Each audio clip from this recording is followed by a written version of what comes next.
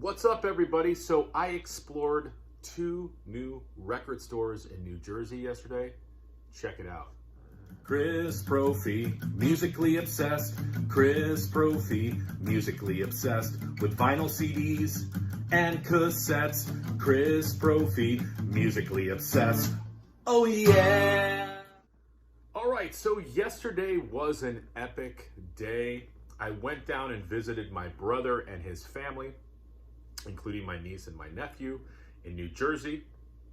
And the last time I had visited my brother, I looked up, I Googled record stores near me, and I noticed that there were quite a few record stores in New Jersey that I had never been to. So my brother's like, hey, listen, the next time you come down, let's check them out. So the two record stores are Factory Record Shop and Sweet Vinyl Cafe. So both record stores really, really cool. I want to go back. It was so much fun driving around with my brother and his wife and my niece and my nephew, and just kind of seeing the sights and sounds of New Jersey. And we went out to lunch. He's got a community pool near him, so we all went to the pool as well, and then we hit these couple record stores. So all in all, it was a phenomenal day. Those are the kind of days I love, sort of like a staycation kind of day. It was hot though, but regardless, we had a great time. So let's first talk about Factory Record Shop. Now this is in Dover, New Jersey. So if you are ever in the area, I would definitely check this place out. I picked up 3 albums there. So first of all, I picked up Winger Pull. This is their 3rd album from 1993. This happens to be the silver vinyl version. This is a great album. And, Winger has been made fun of in the past, Kip Winger specifically, but this album kicks some serious butt. Blind Revolution Mad, Down Incognito, Spell 'Em Under, Junkyard Dog, all of these songs are amazing. It's, it's got that Winger sound, but it's definitely a little bit heavier. And I would say maybe some sprinkles of grunge in there as well. So if you kind of gave up on Winger, check this album out, 1993's Winger Pull, and the reissue sounds great. I also picked up an album by Sparks. Sparks is not really talked about too much in the VC. I've got a few of their albums. This is their 25th studio album from 2023. Yeah, their 25th. That's what the vinyl looks like. And if you know, you know. There was a documentary about Sparks a couple years ago. Check it out if you haven't. It's one of those bands that not a lot of people know about, and I didn't know about for the longest time. But they've influenced so many of the bands that you and I really like. So Sparks, The Girl Is Crying in Her Latte, that's the name of the album. That's the title track, the first song on the album. It's an earworm, but the whole record is really good. I was listening to it last night. It's got an electronic vibe to it. The second song, Veronica Lake, I remember really liking. The third song as well, Nothing Is As Good As They Say It Is, and I'm going through and I'm like, oh my gosh, I like this song, I like this song. So Sparks, check them out if you like. This happens, they've done all different styles of music. This happens to be more electronic, but The Girl Is Crying in Her Latte. I found a grail at Factory Record Shop. I was going through the Black Sabbath section and I found this, 7th Star, which I've been looking for. Originally going to be a Tony Iommi solo project, but I think the record company had some different ideas. That's why it's got this kind of quirky title, Black Sabbath, featuring Tony Iommi.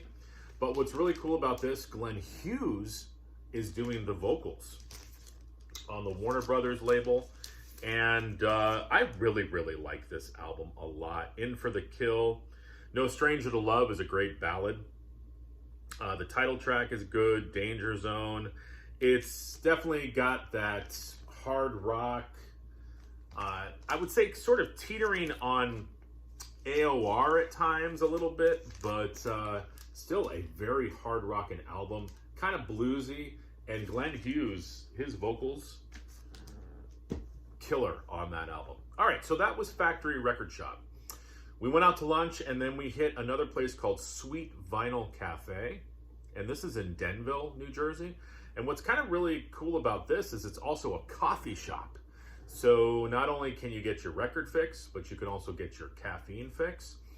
And I found two great albums here as well. So first one, I found Alice Cooper's 1982 album, Zipper Catches Skin.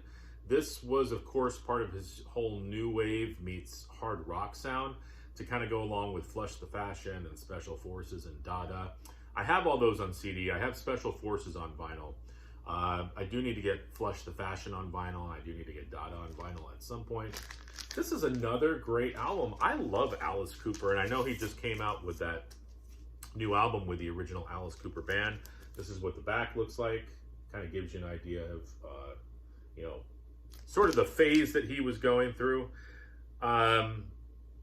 This is a great album. And what I like, what I respect about Alice Cooper is that he was sort of changing with the times, realizing, hey, sounds are changing, times are changing, fashions are changing. It's time maybe for me to change. Did some of it work? Yes. Did some of it not work? Yes. Did he end up going back to more of a hard rock sound? Yes, but the new wave albums are really fun to listen to. And the last one I picked up at Sweet Vinyl Cafe, excited about this one. Jethro Tull's Too Old to Rock and Roll, Too Young to Die from 1976. This is their 9th studio album.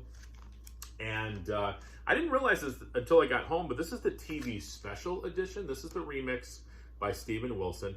And I was looking up some information about it. I guess Jethro Tull was going to perform the album for a UK TV special, and they were going to lip sync to the original album. But I guess according to music union issues, they could not. So they had to re-record the album, which is this version, so that they could lip sync to it. But listening to it, it sounds very, very similar to the original album. I have the original album on CD.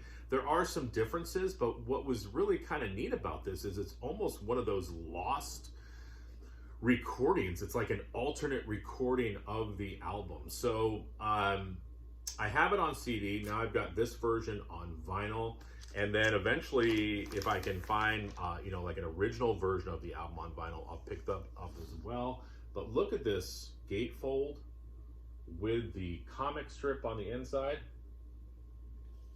I believe that this was a Record Store Day release. So definitely happy to have this in the collection.